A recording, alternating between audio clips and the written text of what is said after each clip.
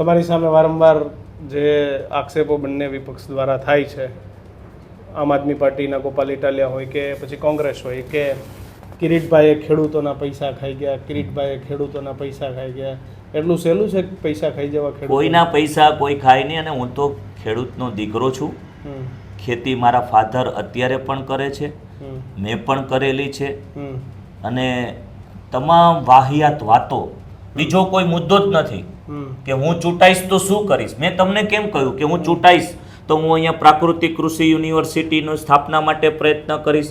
હું ચૂંટાઈશ તો મારો એજન્ડા સાફ ક્લિયર છે કે 800 દિવસની અંદર 1000 કરોડ રૂપિયાના વિકાસના કામો આ 3 તાલુકામાં હું કરવા માટેનો સંકલ્પ લઈ અને મતદારો વચ્ચે ગયો છે.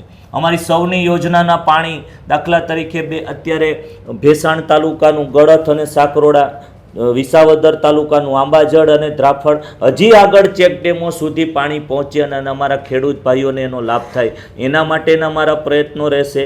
મેં તમને હમણાં જ કહ્યું કે પ્રાકૃતિક ખેતી સાથે લોકો જોડાય, સ્પોર્ટ્સ કોમ્પ્લેક્સ બને, ગીર અને સિંહ બંને આ ભૂમિ પર છે તો પર્યટન ક્ષેત્રે અમારા વિસ્તારનો વિકાસ થાય, એવા મારા પ્રયત્નો છે. તો આ બધા મારા મુદ્દાઓ છે. સામે કાંઈ બીજું છે જ નહીં. ભાજપને આક્ષેપો કરવા સિવાય, વાહિયાત વાતો કરવા સિવાય. હું તો બેંકનો ચેરમેન બન્યો એના 2 મહિના થયા છે, આ બધું 2 વર્ષ થયા છે. અને જે કંઈ પણ હશે અગાઉનું એ મેં ઓડિટ કરાવી અને પોલીસ ફરિયાદ કરી અને મેં નિર્ણય અમે કર્યો છે. આ બેંકનો ચેરમેન એટલે તમામ બોર્ડ ઓફ ડિરેક્ટરોના સર્વાનુમતે નિર્ણય છે, મારો એકનો સિંગલ નિર્ણય નથી. પોલીસ ફરિયાદ થઈ અને જેને જે મંત્રી હોય, મંડળીના મંત્રીઓએ જે કંઈ ખોટું કર્યું છે એને પોલીસ ફરિયાદ કરી અને એની સંપત્તિ જપ્ત કરવી અને ખેડૂતોને હું ન્યાય અપાવીશ. અને આ પ્રશ્ન માત્ર 3 ગામનો જ છે. 3 ગામના મંત્રીઓએ ખોટું કર્યું, બીજો કોઈ કંઈ લેવા દેવા જ નથી. પણ આ વિપક્ષના લોકોની પાસે કોઈ મુદ્દો નથી અને આ બધા 4 મહિનાથી અહીંયા અમારા ગામડાઓમાં ફરે છે. ક્યારેય કિરીટ પટેલ વિશે કંઈ બોલ્યા નથી. જેવી મારી ટિકિટ ડિક્લેર થઈ એટલે મુદ્દાઓ ગોતે છે. મારી જગ્યાએ કોઈ પાર્ટીએ બીજાને ટિકિટ આપી હોત તો એના એવી રીતે મુદ્દા ગોતત, કોઈ ત્રીજાને આપી હોત તો એ રીતે વાતો કરત.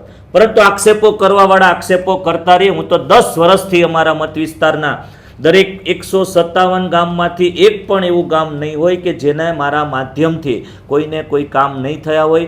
એક ગામમાંથી 20 થી 25 લોકોને હું નામથી ઓળખું છું. અમારા કાર્યકર્તાઓને સાથે મારો આત્મીયતાનો સંબંધ છે. 10 વર્ષથી સંગઠનનું કામ કર્યું છે એટલે અમને વિશ્વાસ છે કે 25,000થી પણ વધારે મતોથી ભારતીય જનતા પાર્ટીનો વિજય થવાનો છે.